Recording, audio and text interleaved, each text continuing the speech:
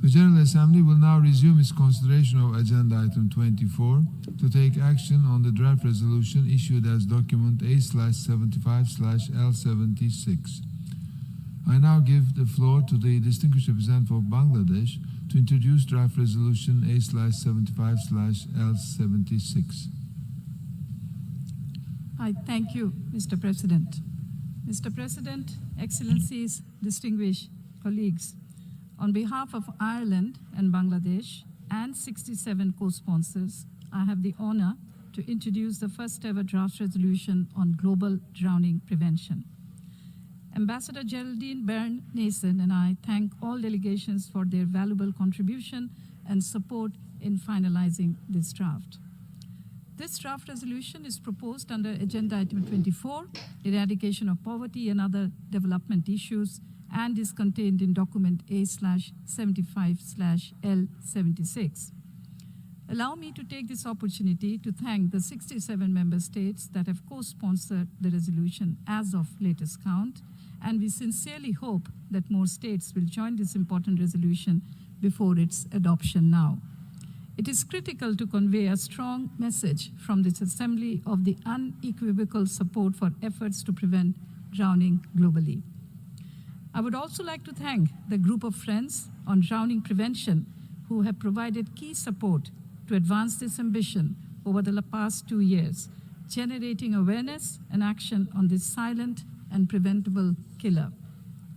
And further, I wish to place on record our deep appreciation to the World Health Organization, UNICEF, and the Royal National Lifeboat Institution for their support and cooperation throughout this process. Mr. President, in the last decade alone, more than 2.5 million lives were lost to the water, needlessly. Infants slipping silently into ponds, fathers never returning from fishing trips, sisters submerged on their way to school, wasted lives and preventable deaths on an epidemic scale. Drowning is a major and neglected cause of global mortality. 235,000 lives lost every year, 650 every day, 26 every hour. Astounding, staggering figures. Annually, a greater loss of life than to maternal mortality and malnutrition. It is an issue without geographical borders and boundaries. Anyone, anywhere can drown. It affects every nation of the world, and some more dramatically and inequitably than others. Over 90% of deaths occur in low and middle income countries, the highest rates recorded in Africa and the greatest numbers across Asia, with children and young people representing the majority of lives lost, our future. Despite its global burden, drowning is regarded as a silent epidemic, unrecognized and under-resourced relative to its impact. The imperative to act on drowning is not simply moral or political. The economic cost is equally untenable. The global cost is estimated at $146 billion annually, impacting mostly the low-income countries. Drowning is therefore not just an injury, it is an iniquity. But all is not lost. We can still arrest this trend if we act now. Every drowning death is preventable through tested low-cost solutions, and action on drowning presents us with an opportunity to advance several of the UN Sustainable Development Goals. For example, drowning prevention can catalyze progress in ending preventable under-5 mortality, particularly in countries where drowning is a leading cause of child death. Drowning prevention can actually protect hard-won gains and investment in immunization, nutrition, and education, which is sadly lost to the water with every young life. And there are links to achieving progress on other SDGs too, if we take action on this avoidable loss of life, including on goals 5, 6, 10, 11, and 13. Mr. President, my own country, Bangladesh, is on the front line in the fight against drowning. Bangladesh's own journey of recognition and response to drowning has been continuing for well over a decade. And I'm happy to report that we are making progress, as are several other regional neighbors who, like us, experience a high drowning burden, especially amongst our children. We are making progress with the development of a national drowning prevention plan and action at community level in developing, testing, and adapting interventions that can and are saving lives at relative low cost. And how so?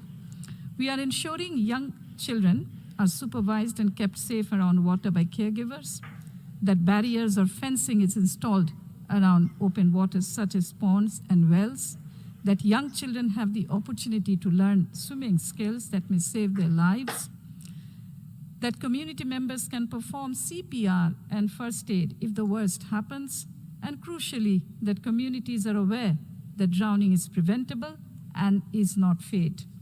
And we are starting to see some success. But certainly more can be done, Mr. President, and we are committed to act now. We know others share this urgency and ambition as well, nationally, regionally, and internationally. And the significant support for this resolution is testament to that. Our joint leadership on this resolution with Ireland, itself an island nation familiar with both the promise and risk that water presents, demonstrates that by working together across regions and risk profiles, progress on drowning prevention is possible. Mr. President, the text before us includes some editorial amendments made by the UN Secretariat. These do not affect the content or substance of the resolution. We would like to sincerely thank all member states for their constructive approach and flexibility in reaching this point and for their important contributions throughout the consultation process. The final draft of the resolution contains 15 preambular paragraphs and 7 operative paragraphs. In the preambular section, we express concern at the magnitude of the problem and how it has largely remained unrecognized, and note that drowning is a social equity issue. We recall key agreements such as the 2030 Agenda for Sustainable Development, the Political Declaration on Universal Health Coverage, the relevant resolution of the World Health Assembly, as well as other major global frameworks, including the Paris Agreement, Sendai Framework, and the New Urban Agenda.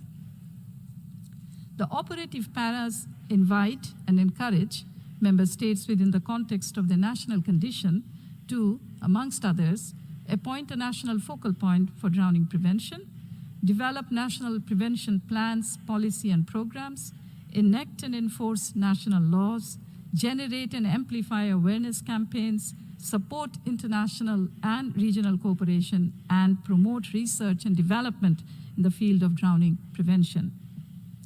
Mr. President, it also decides to proclaim the 25th of July as World Drowning Prevention Day, to be observed every year globally on a voluntary basis.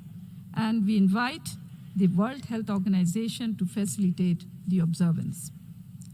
The observance of the day would provide an opportunity to commemorate lives lost and to accelerate life-saving solutions, to bring governments, UN agencies, civil society, drowning prevention practitioners, and communities together, recognizing that drowning is indeed preventable through collective action.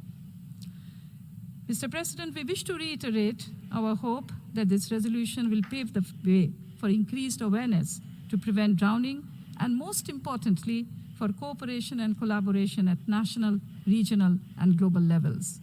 We can no longer bear witness to the loss of precious lives to the water when solutions exist and political will is now evident. Drowning and its prevention has been entirely absent from the first 75 years of UN activity. But this year, we redress this glaring gap.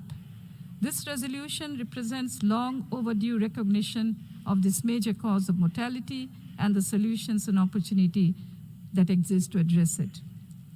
Mr. President, distinguished colleagues, on behalf of Ambassador Geraldine Brian Nason and myself, I wish to thank everyone sincerely for their support and we hope that the General Assembly can adopt this resolution by overwhelming consensus today. I thank you, Mr. President. I thank the distinguished representative of Bangladesh.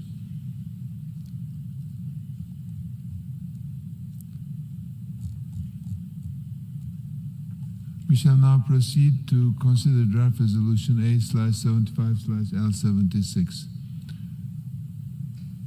The Assembly will take action on draft resolution A/75/L76 entitled Global Drowning Prevention. For your information, the draft resolution has closed for e-sponsorship.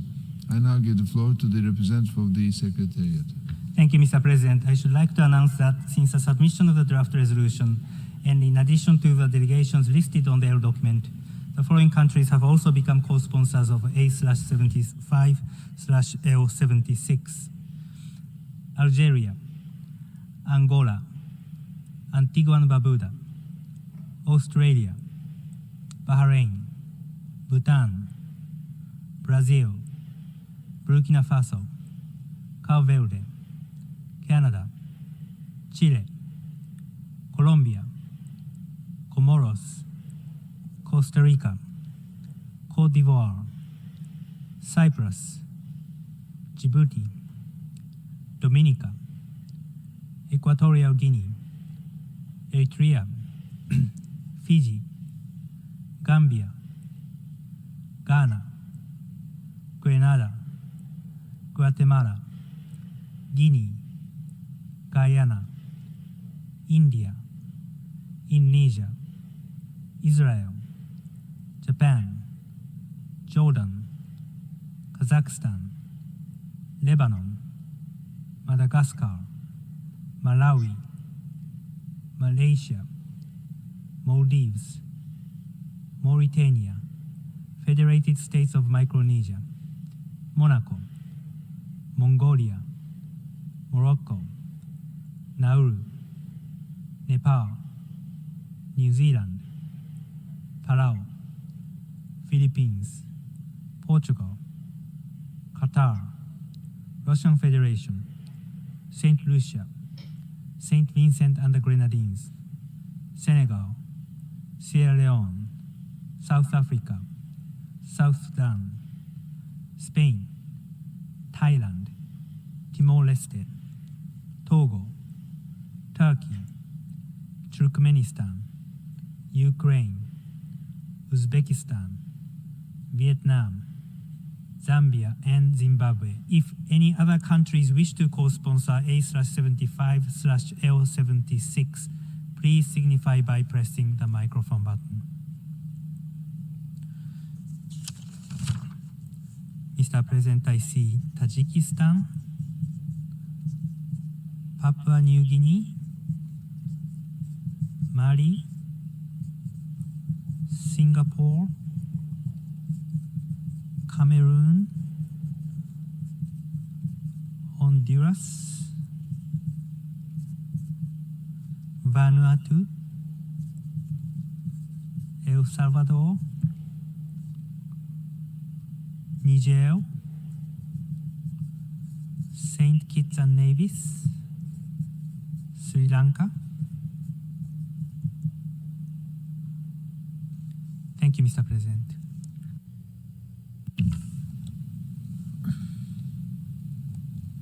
May I take it that the Assembly wishes to adopt draft resolution A/75/L76? It is so decided.